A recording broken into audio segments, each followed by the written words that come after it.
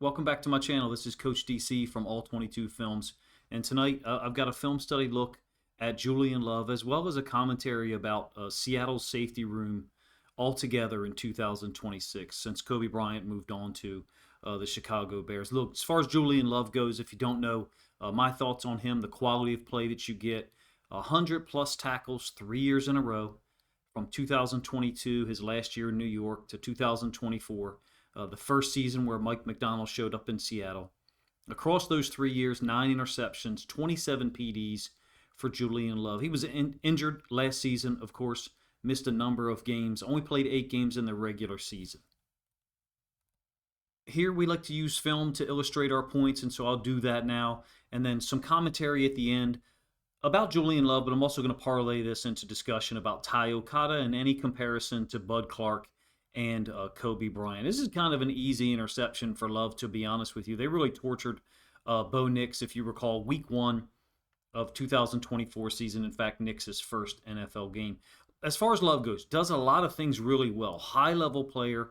I find him to be exceptional when he's playing at the third level of the defense as a deep safety. But in addition, he can move up here and have an impact as well, which is what makes this whole story that's come out in the offseason about the day before the Super Bowl when Nick Manwari, or maybe 2 days before the Super Bowl, suffers some type of ankle injury or whatever it was, and Love offers to step in there and play nickel. I get the sense that he would do a great job, to be honest with you, if that had actually been the outcome. But in any case here, it's a trip set for the Broncos. Kind of know where the football is going. I mean, Sutton is the guy for them, even in 2025. But in any case, just like so many situations, there's some pressure oncoming. It's Leonard Williams. Surprise, surprise.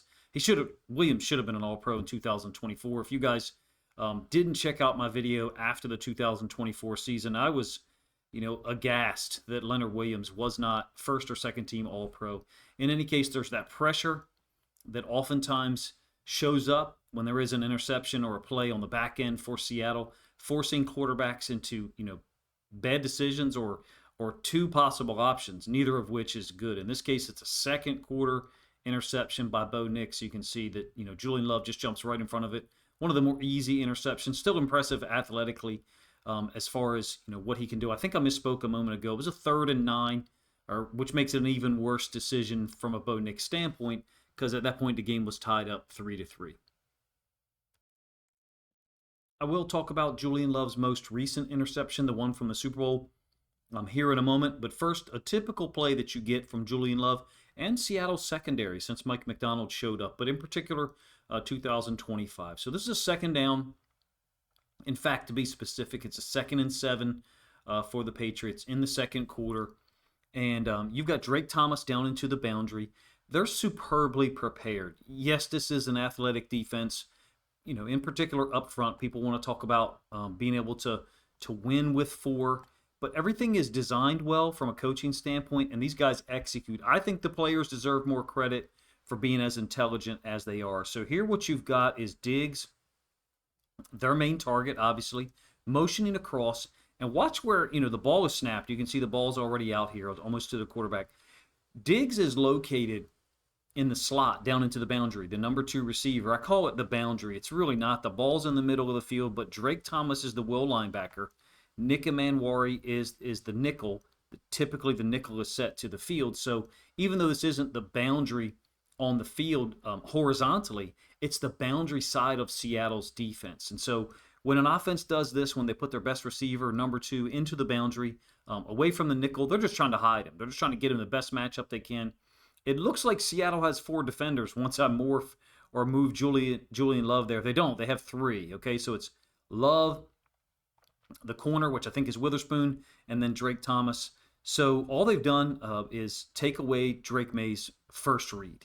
There's just a ton of subtle plays like this from Seattle's defense where they've got great positioning, in my opinion. From a leverage standpoint, this is Riley Mills' sack in the Super Bowl, kind of his introduction to the football world, I guess, or the NFL world. But what I really like about this is the fact that if Diggs was to put his outside foot in the ground, his right foot in the ground, and then cut back underneath, Drake Thomas could take him over. This is film preparation, if you ask me, understanding of where the ball probably is going to go because of the player who went in motion You don't see Drake May here, and I spent maybe too long talking about an innocuous play where Julian Love just steps outside of the corner and takes over that. But I think it's all related to the motion and where Diggs is at the snap or as the ball is snapped. Essentially, they're using their number one receiver, who's a tight end, to really trying to go 2-for-1. So screen Drake Thomas and take the corner Witherspoon with him. And in this case, Love inserts outside of the corner's leverage, closer to the sideline, closer to the bottom of our screen. And it really forces Drake May to get to the second. He was too slow with some of his reads, some of his progressions, but some of that is what Seattle does here on the back end that can look like one thing and then morph or show itself up in another coverage scheme altogether. It's a really great play, if you ask me, obviously by Riley Mills to get a win, a sack, his first career sack in the Super Bowl. But I just think that at the second, third level of this defense, you've got consistently excellent on-field communication, whether it's Love, Nick Manwari, Bryant last year, Tai Okada, who I'll talk about a little bit later. Love's Super Bowl interception here, similarly easy or unchallenging as far as where the ball is thrown. It's a fourth quarter pick. Seattle's up 19-7, a little bit less than 9 minutes left. It's a man free or cover one with a rat. Seattle does a great job of forcing quarterbacks into the lower percentage throw almost always. And so what's going to happen here, Diggs is running this little in cut from the slot once again, and Bryant's going to take that away. I'll pause the video in a moment. Bryant's going to take that away near the top of the route or near the top of the cut, and it forces May into, it takes that option away, takes away the easy option for May. I'm talking about Bryant dropping down in front of this route here. If you guys don't like the zoom in or magnification stuff, feel free to let me know. It's a part of the Once Sports Analyser program. I love using it. I'm trying to improve the way that I present the material. And even in this video, I'll challenge myself a couple of times. You'll see it here in a moment. But in any case, the chip doesn't help Will Campbell at all. To me, there's a lot more going on with Will Campbell than just arm length. So many people talk about arm length and arm length only with him. I think his stance is poor. It was worse at LSU. He got away with it because he was so strong. Will Campbell takes the type of stance for a guy who's like 2 to 3 inches taller and with much longer arms and more upper body strength. He's going to be fine, I think. Injuries also played a factor in how poorly he played over here. But back to Love for a moment. Love is being fed this route from the top side. That's Josh Jobe, I believe, who is taking outside leverage and just running off. So Jobe is running vertically, and he's releasing this route intentionally to Love because of the pressure or because of the pressure on the play or maybe the pressure of the moment. Look, it's only 19-7 here. It's kind of unfathomable to me that Drake May threw this ball. I don't want to say he was clueless, but the Patriots were. Maybe the route was incorrect, but I don't think so. With this coverage here, where Julian Love was located, about as poor a decision as I can identify, given my understanding of football and my understanding of what quarterbacks have to process. In any case, it was a huge moment, right? The game was pretty much over. Really, the game was over already, unless New England was gonna get another pseudo Hail Mary like the first touchdown they got to Mac Hollins. If you think I'm being too negative about the Patriots, you do have to understand I'm a Ravens fan who sat through a lot of the Ray Lewis, Ed Reed, Terrell Suggs matchups against Tom Brady, and of course we were fortunate enough to beat them and get to the Super Bowl in 2012 and win it all. But some of that residual angst, if you will, for blown games in the playoffs or losses in the regular season still stands up. But in any case, this is an unbelievable block of a field goal way back in week 1.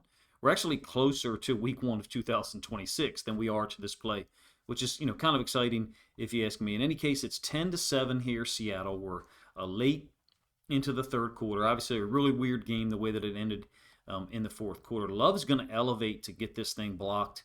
The Seahawks have 7 to their right, our left-hand side of the screen, illustrated by that green rectangle. And then they only have 4 to their left, our right-hand side of the screen. So it makes sense, right? This is where the block is coming from. It still works at every level of football. Oftentimes you're getting guys trying to double team and or forklift one player and then that gives someone space to elevate over the top. They really, if you ask me, have created conflict for this wing. This tight end is the last man on the edge. So because of how many players are here, it forces these three guys, guard, tackle, tight end, to play it honest, if you will. And as a result, you got a 2-on-1 with the wing, tight end, and Love elevates to go get the block. The ball's still on the ground here. I'll try to slow motion this a little bit.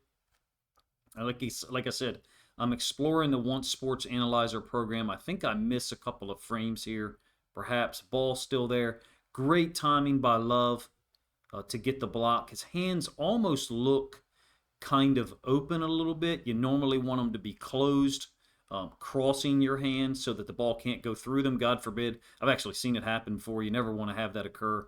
But a spectacular play back in week 1. Julian Love is a complete football player. It's one of the reasons why, he's one of the reasons why, I should say, I have complete confidence in Seattle's defense to be able to negate or overcome the loss of Kobe Bryant. Kobe Bryant, of course, had 7 interceptions and 2 forced fumbles in 2 seasons playing for Mike Macdonald. At this point, we should have known something was up. At this point in the season, I mean, with DeMarcus Lawrence. Like, the ball just kind of magically found him here, and actually a couple of times later in the year. He's a playmaker, man. He turned out to be an amazing off-season signing, along with Sam Darnold, along with Cooper Kupp.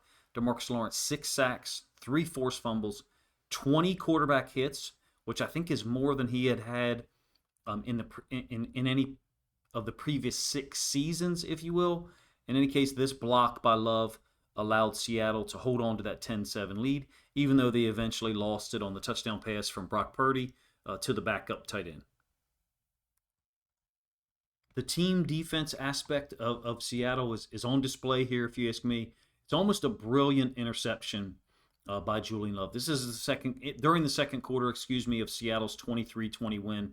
It needed heroics from JSN and the kicker in order to prevail late in the fourth quarter. What I love here is Julian Love's identification, but also Drake Thomas forcing the tight end to bow his route, illustrated by that orange line up to the top of our screen, which is into the boundary, the short side of the field. Because the tight end has to bow it out, that allows Love to get a superior angle to cut in and almost get an interception. I'm talking about this leverage here where Drake Thomas is inside, closer to us than the tight end, who I think is Trey McBride. He's funneled or forced McBride to go to the outside.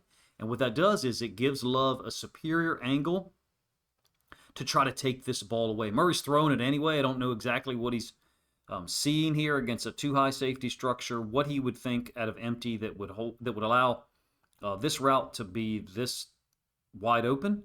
But maybe he was thinking that the underneath route from Dortch would possibly occupy Thomas. I can't understand that rationale given the way that Dortch runs his route. Dortch isn't immediately running underneath, okay, such that he would be in Drake Thomas's visual field soon enough. Look at Dortch kind of hesitate and then run across the middle. There's just nothing, if you ask me, to occupy Drake Thomas at all, such that he won't have the depth that we see here as far as his heels being at the 35-yard line. It's nearly a great play by Julian Love. Would have been on his career highlight film, obviously. As an aside, this game was, we all know, is very unusual, right? Seattle's in control, and then Arizona is able to get a couple late touchdowns and tie it at 20 before the JSN heroics. It was eerily similar to a game that the Ravens played in Arizona in 2023. The only difference was it wasn't Kyler Murray making a bunch of throws and scrambles late in the fourth quarter to score against a Mike Macdonald defense. Back then in 2023, it was Josh Dobbs. This one is a really great play, in my opinion, from Love, even though he doesn't get the interception. And in fact, from the all-22 angle, it almost kind of looks like pass interference. I'm going to test my usage of the Once Sports program here. This is a, quote, too high look for Seattle. But with the ball on the left hash, if you're truly in a too high look, one of the safeties should be kind of over here between the top of the numbers and the hash. And the other safety should be between the top of the numbers and the hash to the field generally. So when I say too high safety look, I would put that in air quotes, because as you'll see as the play progresses, they're bringing Devin Witherspoon on a blitz from the field. Essentially a nickel blitz that was, very effective against the Patriots in the Super Bowl. And all the other safeties on the field, Bryant and Love, they're kind of like on a string or a rope, if you will. Because Witherspoon is blitzing, the gravity of that is going to pull Bryant down, and Julian Love's going to go all the way over. He actually, I think, is going to make contact with the football on the other 34 or the other 26-yard line, the other side of the field. You'll see it. We'll switch the angle here, basically, but you can see the leverage that Pitts has. Thank goodness this route wasn't, more towards the sideline, because it would have easily beaten Love. There's just no chance for Love to get there. It's this kind of glitch blitz 2.1. If you don't know what the glitch blitz is, I've talked about it numerous times on my channel. It's defensive tackles dropping out in coverage and everyone else kind of playing man. The difference is on the glitch blitz, they're not asking the backside safety to deal with a route from the wide side of the field. It's a really exceptional job, if you ask me. Cousins' throw, the pace that he has on the ball is impacted, obviously, by the hit that you see right here, right? It's the blitz. From the all-22 angle, you guys, as I pause it here, there is Witherspoon. I believe that's Witherspoon, at least I hope so.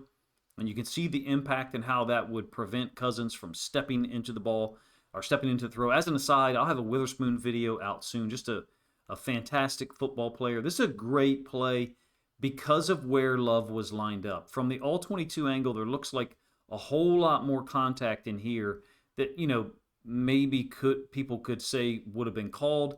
Love didn't turn around, find the football. He knows the ball is in the air, he being Love, and so he's just reading or reacting, looking for Pitts to raise his hand up and try to catch the football. It's a great contest, in my opinion, and that's the point that I want to make about, well, not just Julian Love, but about this whole defense, is they figure out ways to contest, disrupt, and be hostile even when they're at a leverage deficit like Julian Love was at the beginning of the play here. Here's Kyle Pitts.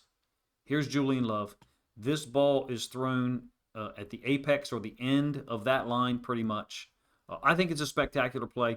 You're more than welcome to disagree with me in the comment section and let me know if you think Julian Love could have played that one a little bit better. I think it's him in a nutshell. He can make plays. He can execute even when he's put in a bad spot. I don't want to say put in a bad spot by the coaches. That's not what I mean here. Seattle's players can do this because they understand the defense. They understand the threat. Really, to get a little particular here and go old school, I think Seattle's players do a great job of recognizing and understanding formations, which a lot of NFL and college teams don't spend enough time on, in my opinion. I'm going to use a little bit of 2024 film here to parlay into talking about Tai Okada in a moment. This is a really nice angle by Love and an effort to make a tackle against Deebo Samuel. Of course, like I said, it's from 2024. That's why on this film on your screen right here, Samuel is still with the 49ers. This is a Z sweep, 20 out of 21 personnel. So you got two backs on the field. Christian McCaffrey. You got one back on the field. Excuse me, I thought that was a fullback down there. I got the numbers confused. So it's actually 11 personnel, but it makes it look like two running backs because they're handing the ball off with Samuel. It's a sweep because the quarterback turns his back to hand it off. So the quarterback has his back to the defense. You don't know as a defender if he's actually handed the ball off or if he's keeping it for a play action, kind of buck sweep-ish, if you will. Check out the angle that Love takes here. Smart identification and communication, I think, happens between Bryant and Love. It looks like to me maybe Bryant has either just taken his mouthpiece out or is in the process of doing so here to say something to Julian Love. But in any case, really great angle, getting low on Samuel. Samuel's a bigger, stronger guy than Love, obviously. But he understands leverage. This is very similar to a drill that a lot of people do where you use the sideline as your friend or you use the sideline as your teammate to help you out. And you don't allow yourself to widen up too much and let the running back cut it back, nor do you stay in too tight to the bottom of the numbers and obviously give the receiver slash running back the sideline. Julian Love has exquisite awareness and understanding of leverage and his location on the field.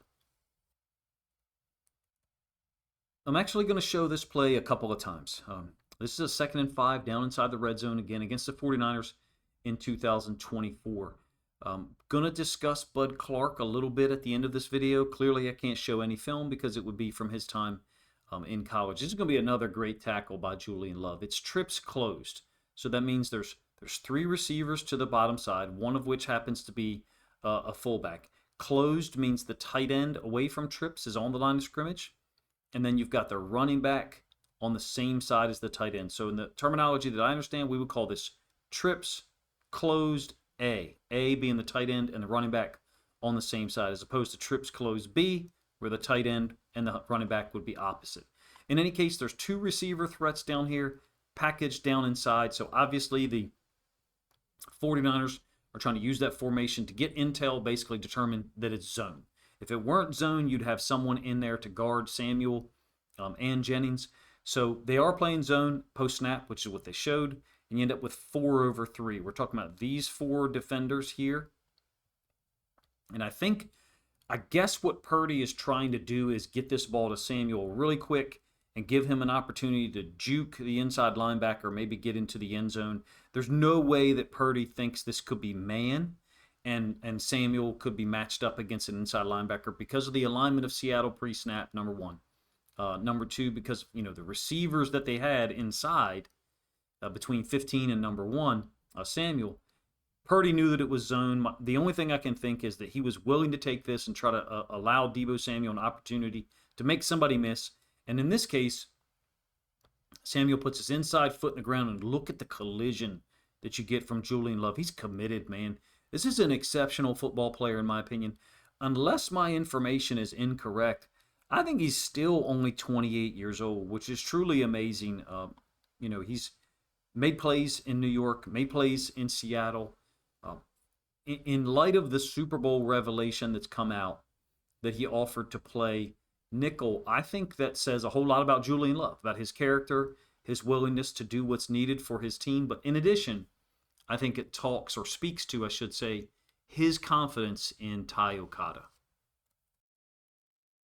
So I'm going to use this to parlay into speaking or talking about Okada. Actually use the same exact play. Probably because it's Christian McCaffrey on the backside, Seattle has elected to keep the corner on the backside. Again, it's zone, right? If it was man, then we would expect that Reek Woolen will be over here helping deal with one of these 2 legitimate receiving threats. Okada is spot shadowed in red up at the top, and then he has a nameplate above his head here for the rest of the play. It turns into really a choice concept for Christian McCaffrey. Basically, he could bring his route back to the inside or run to the sideline. Okada, this is, I guess, an early indicator or signs in 2024 that he was versatile enough to step up when needed, right? It was week 3. He played 100% of the snaps in 2025.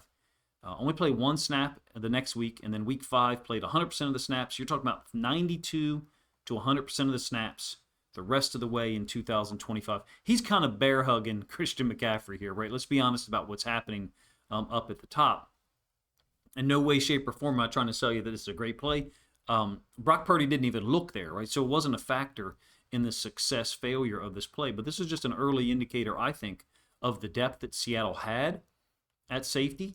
I do want to show you 3 plays from 2025 that I think should give you confidence that while losing Kobe Bryant matters, right, because we know what he could do. We know what he did do on the field. 7 interceptions, 2 forced fumbles, I think over 60 tackles each of the last 2 seasons. Tai Okada, Julian Love, Bud Clark will still have this defense in good hands. Of course, this is Okada's ridiculous interception against Washington in Week 9. We're into the second quarter. Seattle leads 7-0. Really poor decision by Jaden Daniels, if you ask me, but you get an idea of the intelligence, the body control, the focus, and the strength of Okada at the end of this play. As an aside, in another video I did a couple of weeks ago, I mentioned that Kobe Bryant went to the Bills. That's actually the team I thought he signed with. As a Ravens fan, I'm clearly glad he went to the Bears. I didn't want him, in the AFC, but as someone who also roots for the Lions, I'm kind of upset that he went to the Bears. He's got big shoes to fill there. Clearly between Jaquan Brisker and Kevin Byard. But positioning for Okada, I think, is on display in this particular snap. Witherspoon's going to blitz. It's a 17-yard run from where he is to where he makes contact with Daniels. On a 3rd and 15, really poor decision by Daniels, if you ask me, given that this is the line to gain to get a first down. Seattle's in an interesting coverage here, man.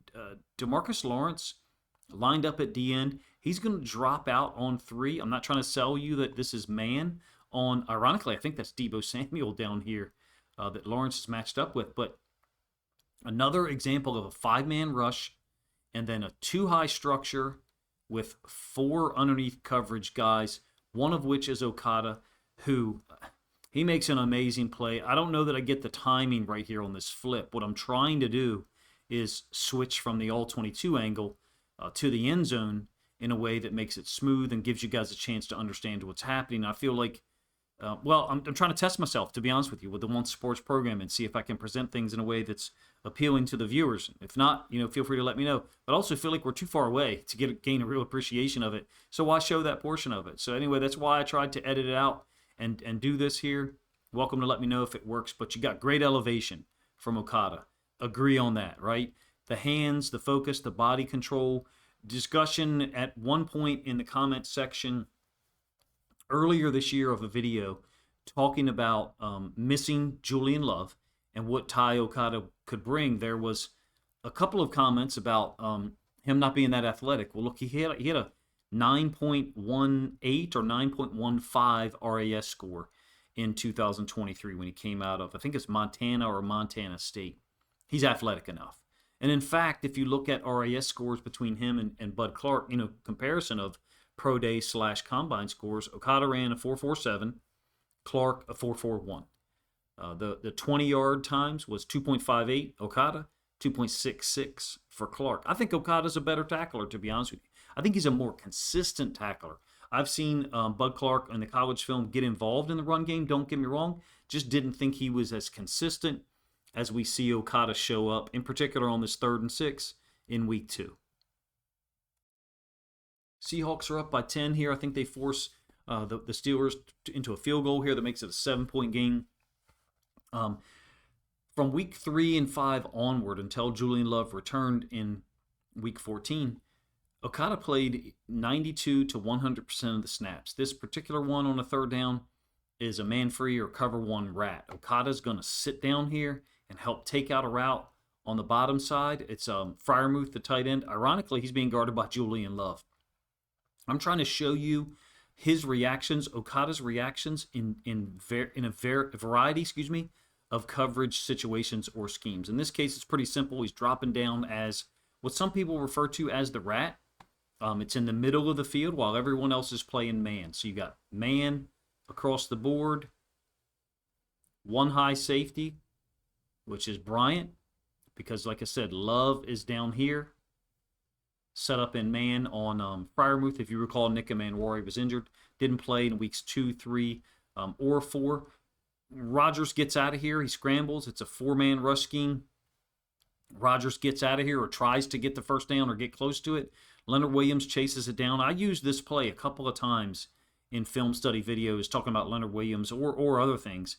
And I never even put it together. This is Tai Okada that kind of makes Rodgers, I don't want to say try to cut it back. Like, if you're Aaron Rodgers, you're not trying to cut this back into Leonard Williams. Like, if you have this decision to look at, like, let me just run to the sideline and maybe this guy gets me, but hopefully that monster doesn't. Anyway, it's Okada who essentially fronts Aaron Rodgers, prevents Aaron Rodgers from trying to run and get the first down to the sideline. I think the first down to gain is the 25 right there. A very intelligent, smart football player, someone who I understand why Seattle's coaches said what they said when Love went out, which was that they trusted Okada to execute consistently. I think that's important to Seattle's defense being versatile, not just being a guy who's tied to one scheme. I really love Bud Clark's game. Talked about him on the DraftSignal.pro website that we put together prior to this year's draft. Did my own evaluation of him. Really enjoyed his game.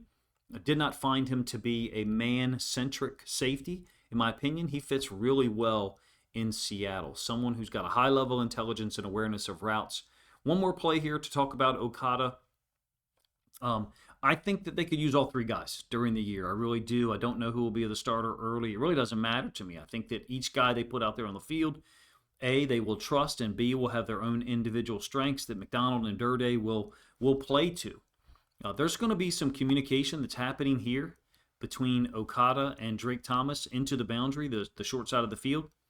It's 11 personnel with 2 receivers into the boundary. So, I mean, like, come on. Surprise. You know where the football's going. You know where the read's going to be. And the routes here, I think this is Travis Hunter on the backside running a little in cut. The number 2 receiver kind of getting to the line to gain, which is the negative 22-yard line. And then Job, super physical with the boundary side receiver. I think that's where Lawrence is looking. But, what I want to call attention to is the bracketing, or really a sandwich between Okada and Drake Thomas. Again, think about the leverage that Thomas played with on the near interception by Julian Love earlier on. Now, that was zone, okay? It was a too high zone. This, to me, looks more like a match-type coverage for Seattle, in particular, the way that these routes are covered down here. But Okada does what he's asked to do on most of the snaps that I see, and he does it at a pretty high level. I like his game.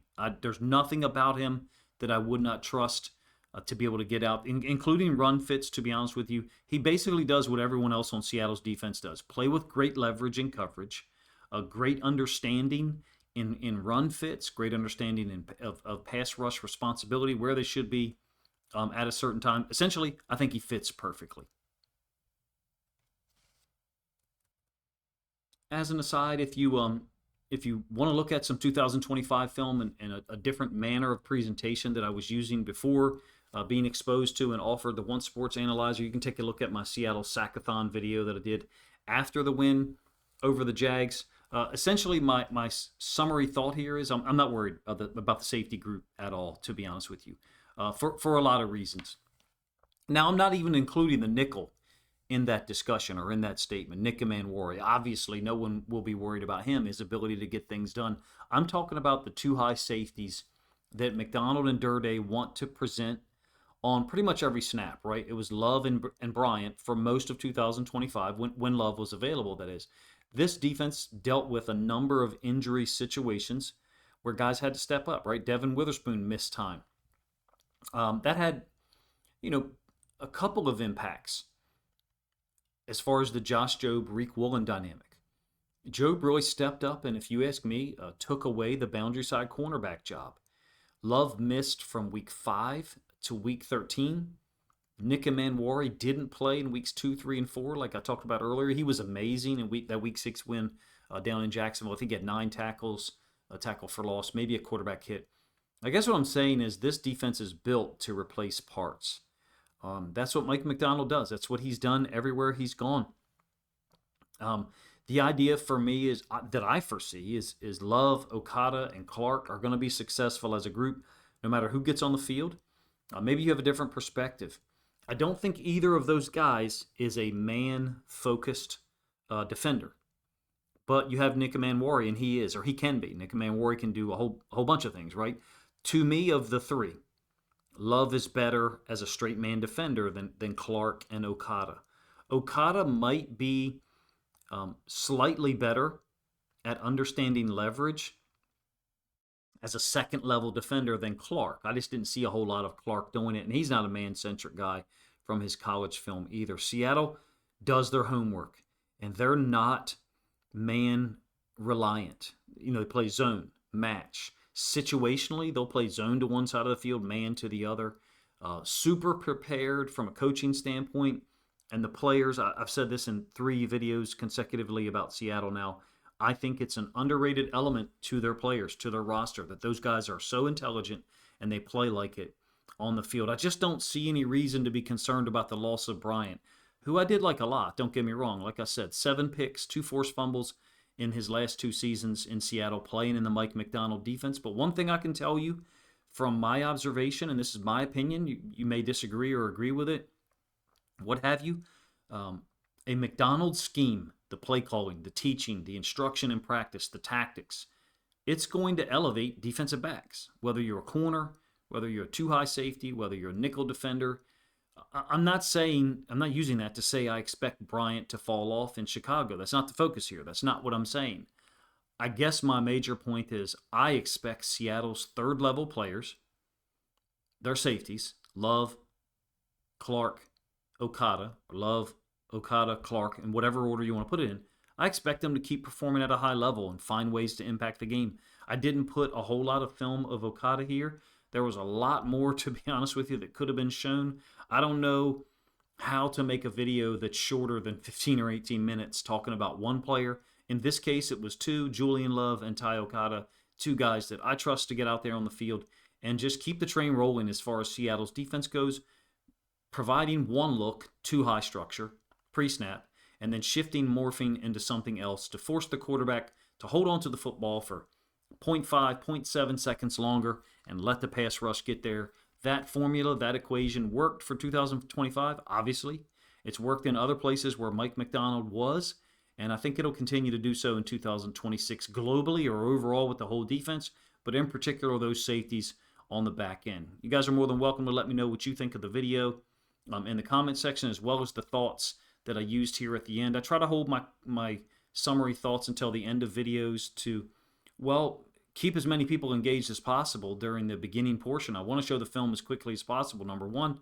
Number two, I want to tell you what I think based on the film that I watched. So if you like the structure of the way the videos are now, either the Once Sports Analyser or the film first, comments, thoughts, ideas later, please let me know that in the comment section as well. Appreciate you guys' time.